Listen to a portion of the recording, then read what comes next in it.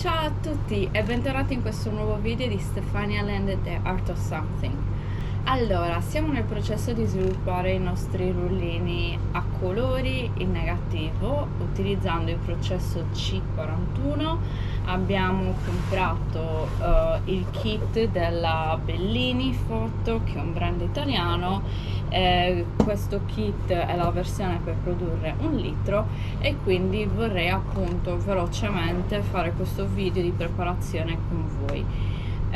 Quindi andrò a riempire dell'acqua qua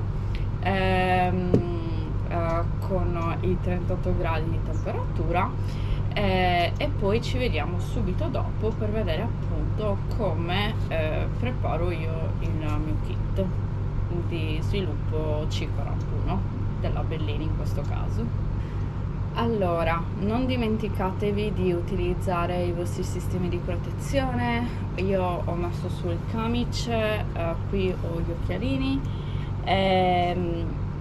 dovreste mettere anche una maschera che io in questo video non metterò perché sono fuori, c'è un po' di venticello ed è veramente caldo, sono più di 40 gradi, quindi non credo di poter reggere la maschera, è veramente troppo caldo.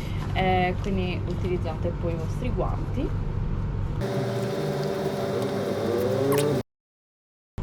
Hello everyone and welcome back to my channel Stefania Land The Art of Something.